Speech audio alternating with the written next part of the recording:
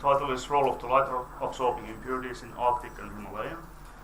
And of course it's not only me, but the research team who has been working heavily on these issues.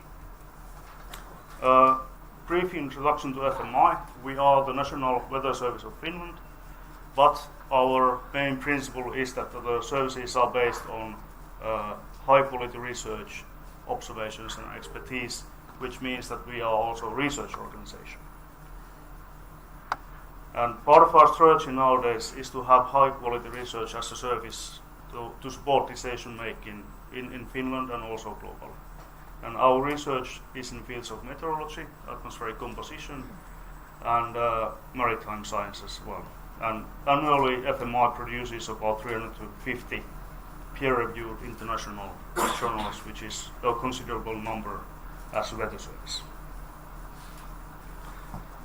My group at FMI is called the Atmospheric Aerosols, and the group studies multitude of issues, but one of them is light absorbing impurities, both in the air and in snow or ice. And of course, in previous talks we have already crossed the issue that what are these light absorbing impurities. So basically they are particles that originate from the atmosphere. They absorb light, and maybe the most important one of them is the black carbon, which is well known. But I would like to highlight that there are also other light absorbing impurities than only black carbon. We have touched upon mineral dust, but there is also brown carbon, the organic fraction of the carbon. And especially in Arctic settings, there are high latitude dust coming from volcanoes, for example from Iceland.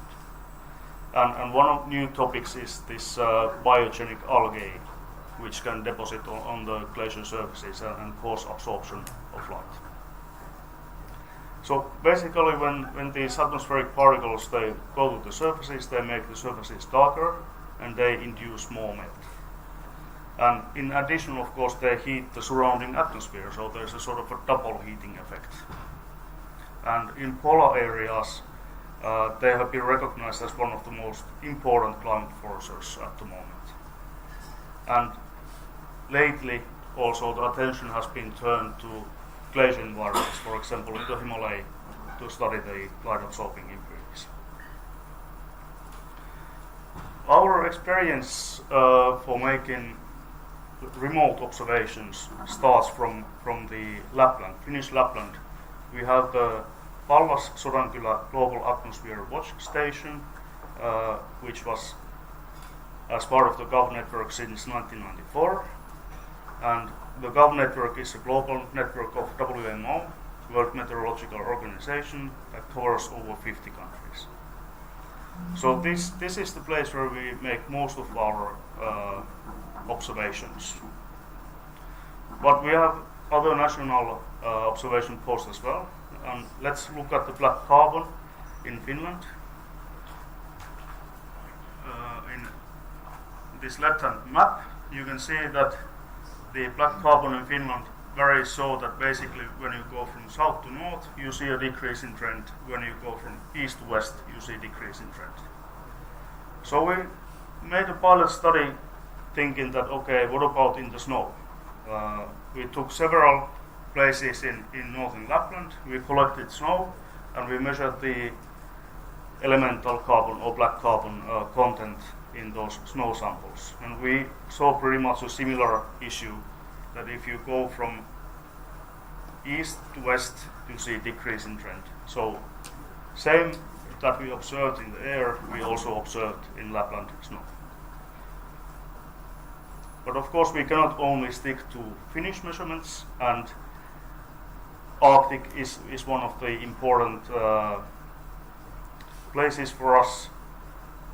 And as said previously already, in this Arctic context, nobody can do it alone, but we need collaboration. And we had a collaboration with several Arctic observation stations.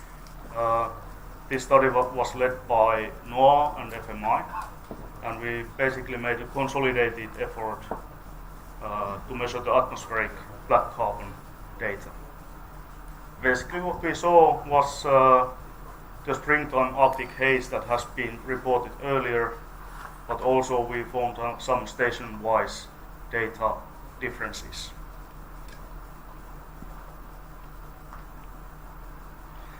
One issue that I would like to highlight again regarding collaboration is that in Nordic countries we had a program called Nordic Center of Excellence, the CREC, Cryosphere-Atmosphere Interactions in the Changing Arctic Climate, ended in 2016, and this is produced over 150 peer-reviewed papers, this program.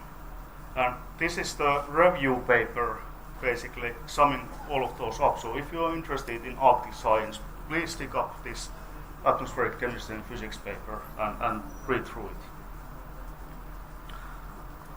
I take two examples that where we were involved with the CREC program that were important for us. And the first one was historical deposition of black carbon in the Arctic. And there were basically two kinds of data sets. One was from Svalbard ice core, and one was from North Finland lake sediments. And what we saw here was that in early 1900s, about 1910, you saw peak in BC, which was mostly related to coal burning in that area and in that timeline. And lately, in the 2000s, we have seen increase in trend. So that was from the Svalbard sample, and basically the similar trend was also observed in North Finland lake sediments.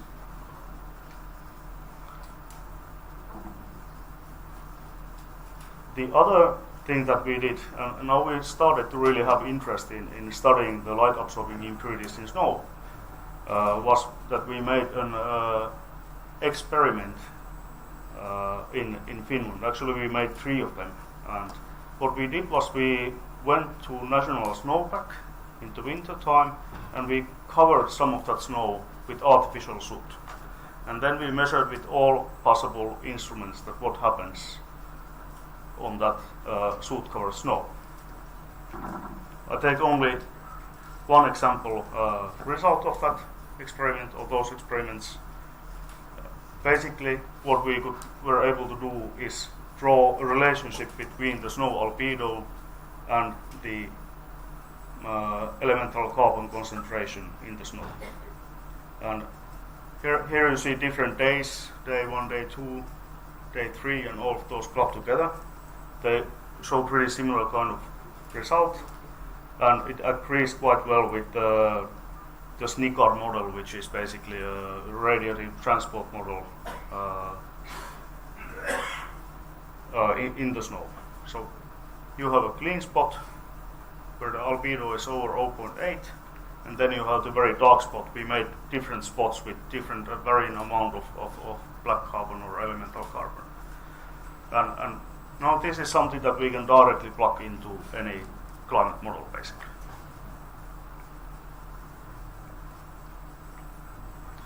Well, there are climate model results also about aerosol absorption and about deposition of that on snow. And if we now put everything in a larger context, you can see that in the Himalayan area there's definitely a hotspot for absorbing aerosols. So the question at that time was that because of this large contribution of absorbing aerosols, are they transported to Himalayan glaciers, and what is the role of that melting in the Himalaya? Again, to put things into perspective, the Energy and Resources Institute and FMI have run an aerosol measurement station in Muktesfare in the foothills of Himalaya since 2005. And you might see some familiar faces here when the station was inaugurated. So we have Mr. Petteri Taalas, who is now the Secretary General of WMO. We have Mr. Heikki Hyvarinen, who is the Director of SaGHAA at the moment. So everything is somehow connected, as we see. We took that history, that experience that we have in the Arctic in Finland, and long data that we already had in India, and long collaboration and good terms with the Indian collaborators, and we made a measurement campaign in the Sunnertunga Valley, or let's say Pindari area of the Sunnertunga Valley, close to Muktesvar. So basically it's about 100 kilometers difference between Muktesvar and Sunnertunga Valley. These are the black carbon concentrations in the air during the expeditions. What you can see basically is a decrease in trend as a function of altitude. And when you reach the altitude of the stations, you can see that the concentrations of black carbon are roughly 100 nanograms per cubic meter, which is about double that we see in Pallas-Tunturi area. So definitely the black carbon does get transported all the way to the glaciers.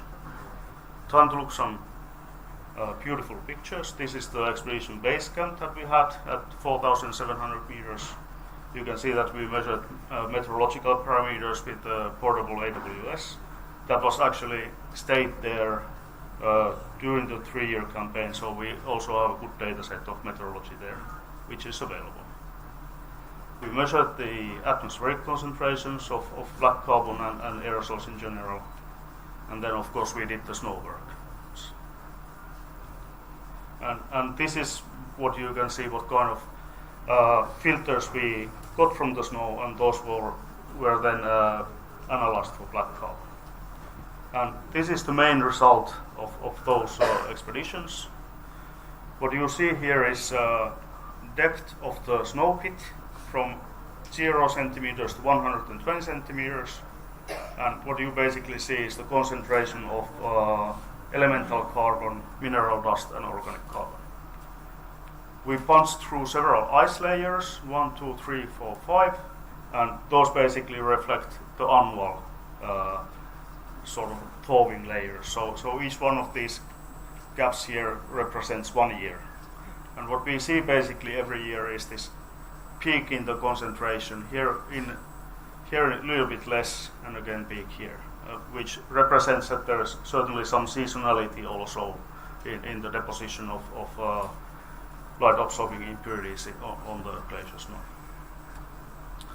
I summarize, we have solid experience in measuring light-absorbing impurities both from air and snow, both scientific and technical experience. The measurement locations currently include Finnish Lapland, Arctic and Himalayan glaciers, which are touched upon, but also we have measurement data from Antarctica, Central Asia, Faroe Islands, North Scotland, Iceland and so on. And earlier today it was said that UAVs are not good for mapping glaciers, but actually we do it with quadrocopters. You can go up to about 5 kilometer height quite comfortably. Way forward, we have noticed that the mass absorption coefficient, meaning that what is the fraction between from the mass and the light absorption, is not straightforward. That has to be determined location-wise, and next we have to make snow melting rate calculations for our data. All of that data is available, and we can provide it as input for parameterization for climate modelers, validation of satellite results, glacier modelers, runoff modelers, and so on. So if you are interested in collaboration or interested in data, come talk to me or send me a message. Thank you.